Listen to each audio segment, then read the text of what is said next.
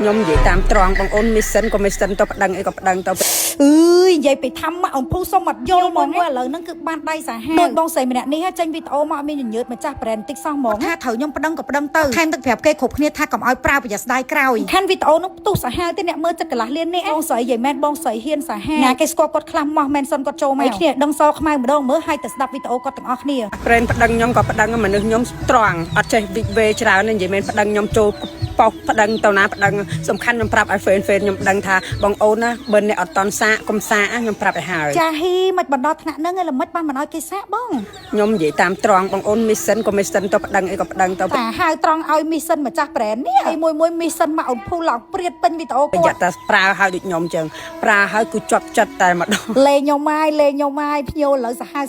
ណាស់មួយធ្វើស៊ីផ្លូវអារម្មណ៍ខ្ញុំខ្លាំងហ្មងពីថាបើកវីដេអូភ្ញៀវឥឡូវហ្នឹងគឺថាខ្ញុំប្រហោងពោះធ្លុងហ្មង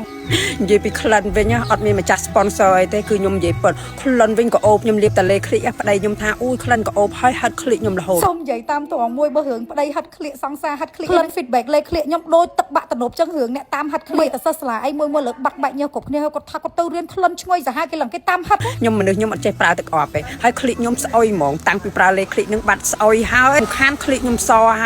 ហើយក៏អូបដូចទឹកអប់តែម្ដងម៉ែខ្ញុំប្រើអស់មួយខ្លងហើយខ្ញុំមកបាត់ដបងដឹងអញ្ចឹងខ្ញុំទិញពីខ្លងបងអូននៅបើដឹងតែល្អអញ្ចឹងអូយនិយាយមែនបងអើយលើក្រោយកុំធ្វើស៊ីផ្លូវអារម្មណ៍ខ្ញុំម្លឹងហ៎បងនិយាយពីក្លិនលេក្លៀកហ្នឹងខ្ញុំអស់និយាយហ្មងឈ្ងុយលក្ខណៈឈ្ងុយឈ្ងប់អត់ក៏អូបវិលមុខណាសូម្បីតែអ្នកអត់ចេះប្រើទឹកអប់ដូចជាខ្ញុំអត់ចេះចូលចិត្តប្រើទឹកអប់ទេណាប្រើលេក្លៀកហ្នឹងហើយញៀនដែរអត់វិលមុខទេដល់ថ្នាក់ភ្ញៀវដែលប្រើទឹកអប់ច្រើនគាត់ថាគាត់លេងពិបាកទិញទឹកអប់ទេកុំថាលេក្លៀកមកអនភូថ្លៃសេវលុយពីការប្រើទឹកអប់ទៀតក្លៀកឲ្យលាបកញ្ចឹងកបន្តិចអូឈ្ងុយឈ្ងប់សាហាវប្រាប់ថាលេក្លៀកហ្នឹងមិនលាបបានតែក្លៀកទេបីតែកន្លែងណាគ្រើមខ្លាំងឲ្យក្រិនដូចជាអ្នកកកមន់អីហ្នឹងសូម្បីតែកក៏លាបបានដែរតាមកកែងដៃកញ្ញោដៃថាលាបអញ្ចឹងវាចុះបន្តិចបើយើងខ្លាចចុះយើងប្រើតែក្លៀកទឹកបានទេអាធំហ្នឹងប្រើបានយូរចូលមួយខែជាងបន្តិចបន្តួចដែរបើអាទូចប្រើបានខ្ទង់10ថ្ងៃជាងហើយស៊ីនហ្មងតាំងពីបងស្រីម្នាក់ដែលគាត់វាយបហារឿងលេក្លៀកខ្ញុំរឿងខ្លងរឿងចំណោះមកចៃពីថាភ្ញៀវចេញមកការពារច្រើនខ្លាំងមែនតើខ្ញុំអូសឡើងអត់ផុតហ្មងចឹងបានថាណាបងប្អូនសាងល្អបានល្អមែនមិនថាមានរឿងអីគឺមានអតិថិជនជួយចាំការពារខ្ញុំច្រើនខ្លាំងមែនតើឡើងថាខ្ញុំនឹកស្មានអត់ដល់ហើយបងអូនមួយនេះវិញខ្ញុំឡើងលួសព្រលឹងអស់លីងហ្មងរ៉េតឲ្យលេខคลิกខ្ញុំ0លើ10ថាទិញឲ្យស្ដាយលុយខ្លាំងខ្ញុំឡើងប្រហោងពោះទៀតតអូសមករូបបន្ទាប់រឹតតែប្រហោងពោះទៀតคลิกគាត់ឡើងខ្មៅคลิกក៏ស្មានតែគាត់លាបទៅអត់ផ្លែកអត់ប្រែតអូសមករូបចុងក្រោយម៉ែអាថ្លៃឡើងសឡើងម៉ត់ឡើងស្មូតបាត់កទូដុំពកអស់លីងคลิกនេះមកអំភូហ៊ានតានីហ្មងខ្ញុំចម្រាញ់ខ្លាំងណាស់ជាប្រភេទសាច់គ្រីមតែជួយជួសជុលព្យាបាលកោសិកាស្បែកคลิกបានល្អខ្លាំងមែនតើលិនអ្នកដែលបាច់ញើសច្រ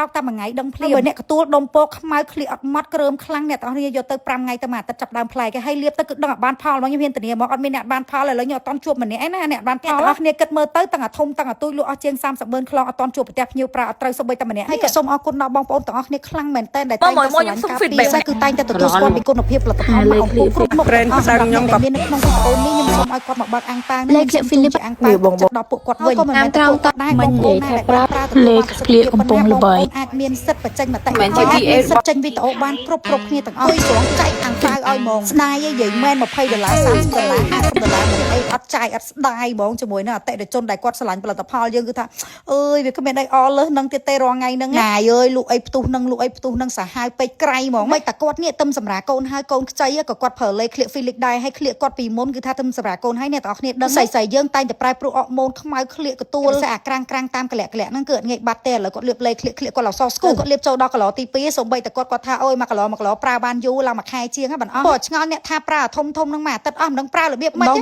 8-10ក្រាមប្រើមួយអាទិត្យអស់ទៅឆែកមើលខ្លួនឯងវិញថាមួយថ្ងៃខ្លួនឯងប្រើប្រមាណដងក្នុងមកបៀកណាបៀកម្ដងប្រមាណតាមបរិមាណសមរម្យដែលប្រើជាទូទៅគឺអ្នកទាំងនេះអាចប្រើបានមួយខែទៅមួយខែជាងតិចជាពិសេសអូនសិស្សសាលានិយាយពីខ្ញុំខ្លាំងមួយឆាតប្រាប់ខ្ញុំរហូតគាត់ថាចែមុនអូនទៅរៀនណាដល់ថ្នាក់ភ្លេចលាបលេខឃ្លៀកសុកចិត្តតែអាវលាបតាមប្រឡោះឃ្លៀកទៀតថាសុកចិត្តគឺត្រូវតែលាបហ្មងព្រោះវាបាត់បែកញើសពេញមួយថ្ងៃស្ងួតឃ្លៀកល្អសំខាន់ឃ្លៀកឡងសស្គូហើយយើងក្លិនឈ្ងុយខ្លាំងក្លិនក៏អូបដាក់គេពេលអញ្ចឹងទោះបីមួយទឹកហើយពាក់អាវភ្លេចលាបក៏ត្រូវតែលាបសារឡើងវិញដែរនិយាយទៅជូតហ្មង